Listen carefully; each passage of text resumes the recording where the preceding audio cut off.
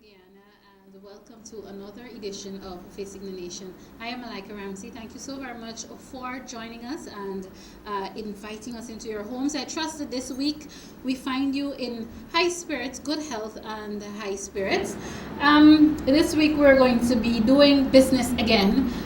Week before last, we spoke to the CEO of Go Invest, and he told us about how the possibilities for Guyana are endless now in terms of business. It is my pleasure to be chatting this week with another person she's not just involved in business, but I think I want to call her a trailblazer, and I'm very, very proud of this young lady, I should say, because now, let me tell you first, let me give you the name. Her name is Allison Butters-Grant. Now, everyone is making a big production, and it's a good thing. It's a very good thing, mind you. Everybody's excited about Allison Butters-Grant and the great things that she's doing. But I'm very proud to say that before all of you woke up, Allison was on this program since, and she reminded me since 2015. So we knew since then that great things would have been coming from her because we saw the potential. And it is my pleasure today to congratulate her on all that she's done, all that she's achieved, especially as a woman in our society. We a few weeks ago observed International Women's Day, and we always talk about women's rights and gender equality and so on. But I always believe that each gender would have their own role, and Allison indeed is living up to hers and what she can do and what she is doing as a business person, as an entrepreneur. Allison, welcome back to Facing the Nation. Thank you so much, Malika, for having me, and good afternoon to Guyana. All right. And great. I do look forward to sharing some time here in your homes And today. more conversation. Correct. And viewers, her official title is Chief Executive Officer of Global Seafood Distributors.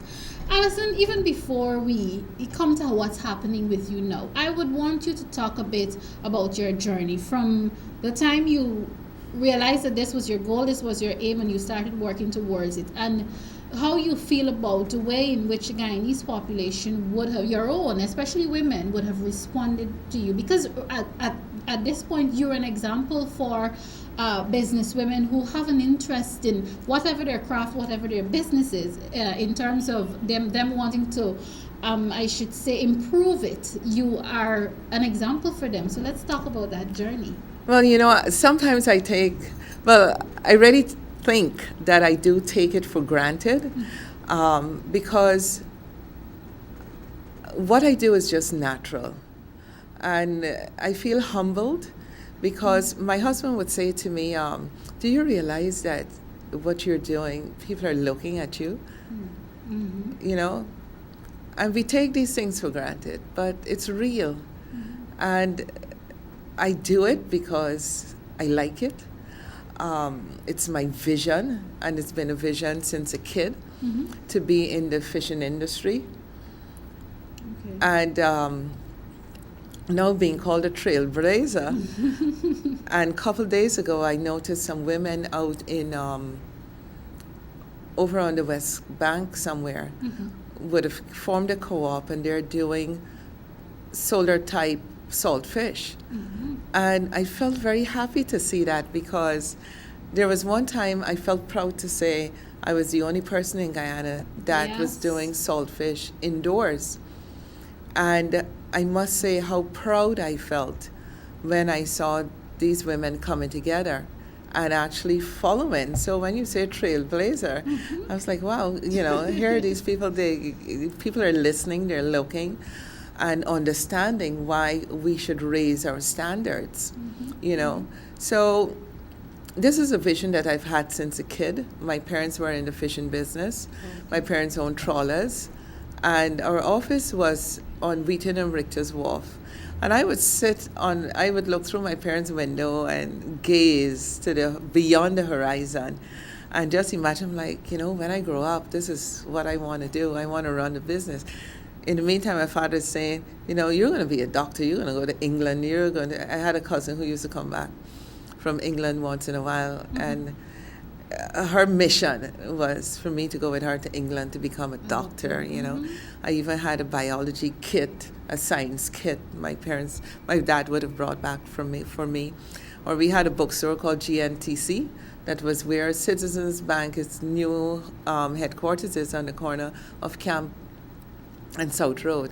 And you had GNTC where you could have bought your tennis racket, you had books to read, you had tons of books.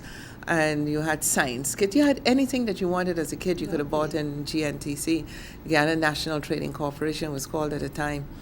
And I bought science kits. You had science kits 1, 2, 3 with the toads inside that you can dissect. Mm-hmm. So I always had an interest in all kinds of things, science. But the fishing industry was always my passion from a kid. You know, I looked up to my parents as to being in the business. My parents were in the fishing business. They were in mining. They were in farming. And I would tell people I'm not the best cook because I didn't have to cook. But we were involved as kids in all the industries that my parents were involved in. So I'm more like an outdoorsy kind of person. Mm-hmm. Like I had rabbits as pets, and we had to get the grass for the rabbits in the morning. My parents had geese. They had dogs. I worked in the office since as a kid. 6 years old, I knew how to use a typewriter. Mm-hmm. So I did a lot of outdoorsy. We went up to the farm on a Sunday, and my parents had the chicken run. We picked up eggs, and so I'm more like an outdoorsy kind. I wasn't a tomboy by any chance, but I'm more outdoorsy kind of person. Allison, I'm happy that you said that, and that you said that you had this interest in fish, obviously because of your family background and so on, since you were a child. We're in an era today whereby, whether it be male or female, farmer, in your industry, indeed, fishing, these are not necessarily glamorous career paths. People prefer indeed being a doctor or a lawyer. What would you say to deter, especially young women? May think, man, yes, farmer, I don't know how much money they make or if they make money, but then again, I like the idea, the suit and tie and the labs, the coat labs and the different equipment and so on. How would you try to get them, in a sense, away from that? As we look at Guyana is evolving right now, and it's on a fast spiral upwards. And we all can be doctors and lawyers, but what we have here in Guyana is all kinds of natural resources. I came from a meeting this morning on solar energy, and we can be anything in Guyana that we want to be. We have land. I spoke at an agri-management class at UG a couple Fridays ago. Mm-hmm. And what I said to them, you don't have to go farm the land. There are people who like to farm. Mm-hmm. You're managers. You're thinking of how to build processes, policies, right? You can take what you're learning in the classroom to the farmers. Okay. Because that's what the farmers like. The farmers don't want to know, how can I market my mangoes? How can I market my oranges? You're doing a class in IR. Mm-hmm. You can own a farm. Mm-hmm. You have people to do that. Now with what you're being taught, you can reach out to the international market. You can even look here right locally where we are and create an industry for the farmers. So the farmers are doing their thing farming. You're doing your thing here, either in an industrial park where you set up a canning facility, a juicing facility, using the raw material to make value-added products, packaging. Now, we talk about alternative energy. We don't have to be on the grid. Now we're talking about grid tie, where you can be on the grid. Eventually, there might be a system where we're selling energy back to the grid. Mm-hmm. But we can use alternative energy with our producing value-added products and making our own value-added products to send overseas, instead of overseas coming to Guyana, buying our raw material, taking it overseas, making a product with it, and then sell it back to us. Mm-hmm. So when you think along those lines, there's so many alternatives. If you don't make it as a doctor, you don't make it as a lawyer. Right. There's so many alternatives.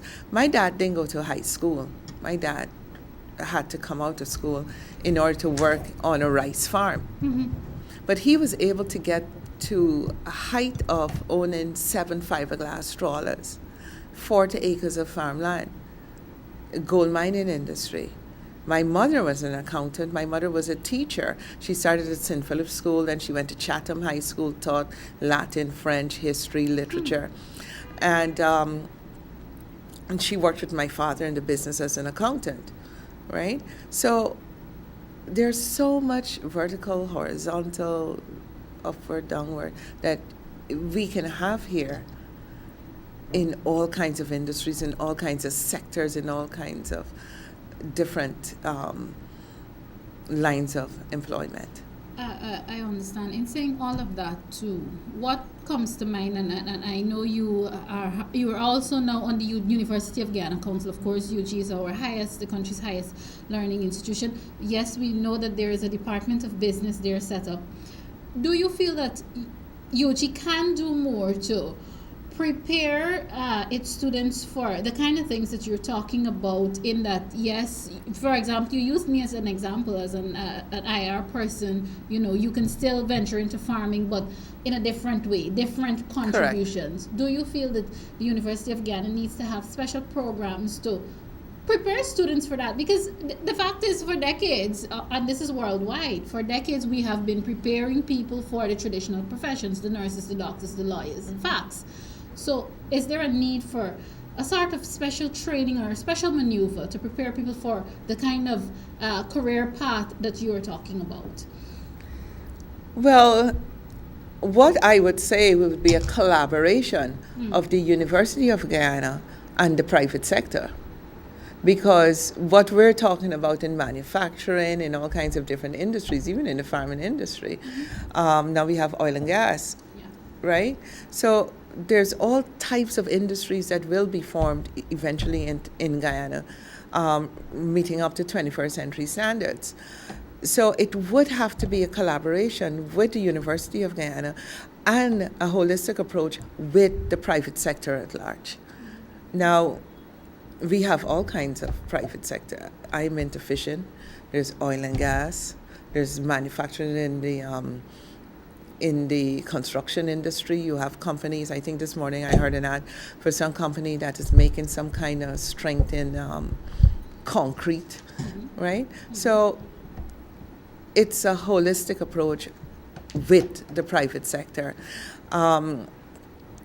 One of the approaches would be even to reach out overseas to see how we can set up a research and development unit at the private sector so that we can test our own raw material to see if it has medicinal values, what kind of nutritional values that all of our raw material have, be it fruits and vegetables, be it fish, be it anything food.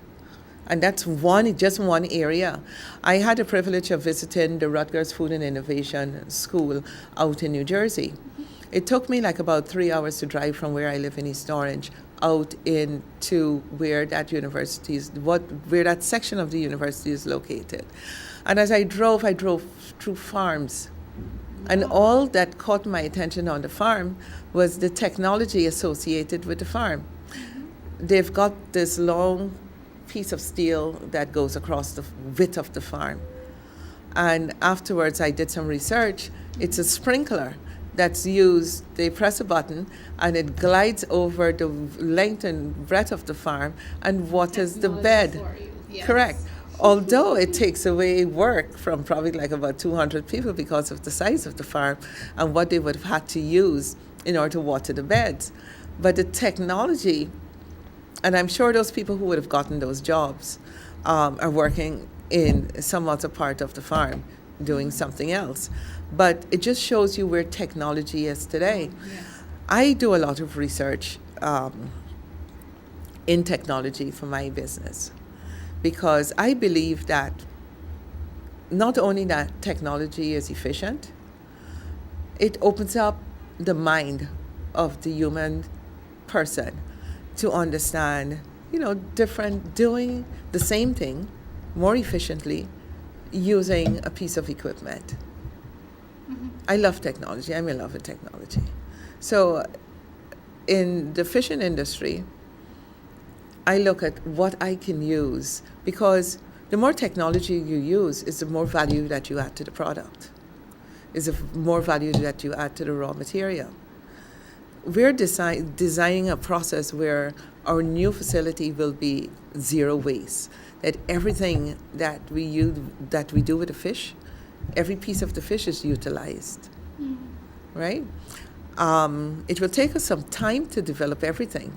And of course, funding is the biggest priority, because I have a very big ambition for this location. And I have a passion for what I do, and I have a passion for technology, and bridging the gap with the two is costly. Like I was reading in one of the periodicals recently where they're developing a technology where it will test your food in a restaurant for any kind of allergens. So this is upon purchase of the food when you... Yeah, when you order the food. Because remember, say for instance, and one of the examples they used was steak with gravy and mashed potatoes and vegetables. Yeah. So everything is being used with some kind of value-added sauce or something, making the product. So they're working on a piece of equipment that you can actually walk around with in your pocketbook and test the food that you're about to eat to see the kind of pathogens and allergens that are in the food. What they haven't gotten to yet is how to separate the allergens, because you're going to have gravy poured on top of the steak. You're going to have vegetables. You're going to have all kinds of things. So how do you separate which one has whatever that you're allergic to? Right? So this is where... It's not a case where you would have to, maybe in a restaurant, call back a waiter or waitress and say, well, hey, this food, I can't eat it. It's a case where you can actually fix it right there on your plate. No, you can't. No? It's going to tell you what is it that makes you, that you know that you can't eat it. Okay. So you will have to say to them, because remember now, people are making foods with the, that sodium that they use. A lot of Asian restaurants use it. Aji. There's a name for it. But I thought that was banned. Okay, I don't remember on TV. Her expression. Right? Yes, your expression told the story. So some people are allergic to that. Yeah, people may have hypertension. It can test the nitrogen levels, all kinds of things. It can potassium levels in your food. So that's where technology is going, and that is what our youths have to be prepared for. And technology is moving at the speed of light. Very quickly. Very quickly indeed. So when I read and I see, I'm like, oh gosh, I wish if I can do this, I wish if I can do that, But then everything costs. But at the same time, we are not giving up. And we do look forward to our Victoria location being zero waste, alternative energy, and state of the art.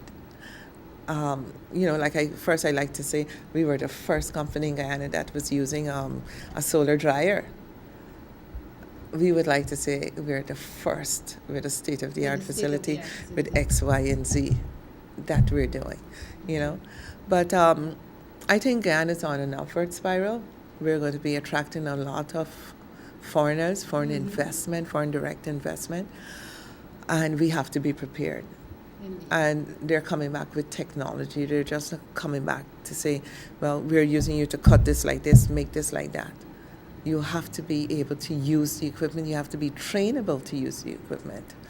So they're going to come back and say, if we can't get people here, we'll have to bring people. And we don't want to have... No, of course not. No. We need to keep everything here. Viewers, if you're now tuning in, this is a discussion with Miss Allison Butters-Grant. Of course, she is the CEO of Global Seafood Distributors. Allison, I want to talk about Global Seafood Distributors now. I also want to talk about how you felt, the fact that the president toured the facility and the kind of reaction you got. But even before we talk about that, let's talk about Global Seafood Distributors. Has it gone in a direction, and of course this can be a plug too, has it gone in the direction that you would want it to go? And have you been able to give a connection with, I can't have conversations about business and not bring up oil, and you did bring it up. Do you feel that the onset of oil will support ventures, not only ventures, but companies like yours? And are you satisfied with where it is going? Do you feel that you have been providing the Guyanese population with a product that is, I want to say second to none, but yeah, and you can say that. I can say that. Yes, Second you to can say none. that. We ensure that we follow all of good manufacturing practices. I'm certified from Cornell University in good manufacturing practices. I've also done the first part of HACCP, which is Hazard Analysis Critical Control Point. So we ensure that we follow all of those practices. Okay. We were happy and privileged when His Excellency toured our facility. Mm-hmm. And he was able to see from the beginning of the process to the end. Okay. He saw when the fish came off the truck, we wash the fish. Mm-hmm. It's then weighed, it's brought into the facility, and everybody wears gloves. Everybody is suited up in their attire for a processing facility. So we follow all of good manufacturing practices. One of the things I like to say is that we eat everything that comes out of our facility. There's nothing that is produced in our facility that we can say, no, we can't touch that. Right? So we eat what we sell.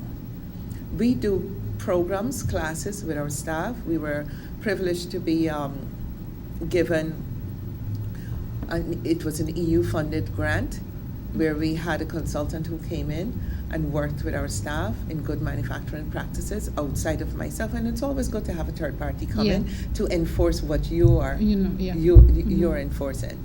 So we had a consultant who came in and worked with our staff in good manufacturing practices. So we do follow all of those standards. And because we don't want to take bad habits into a new processing facility.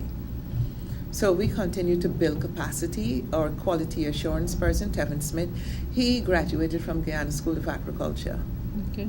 And that's one of the reasons that we've hired him, because he's coming with a wealth of knowledge from GSA. Mm-hmm. And he is getting the practical, so he's able to bring knowledge transfer to the women and men working in the facility who would not have had the privilege of going to GSA. So we keep building capacity. Right now, we have 2 people who are on staff that is going to the DAI program, which is funded by Exxon, and they're doing supply chain management. So yes, Global Seafoods wants to say thank you to Exxon for that opportunity. Mm-hmm. I myself did the module 1, 2, and 3 in supply chain management at DAI, and it's a very good program because, as it says, supply chain management. Every part of the corporate supply chain needs to be managed because every part transcends down to the bottom line, dollars and cents. Mm-hmm. So it's very important. So we do operate at a very high standard. Our saltfish is second to none. Global Seafoods produces pristine products, and we're founded now in Andrews Supermarket and Nigel Supermarket, and you can come, and they can come directly to our location. They can call us at 225-4531.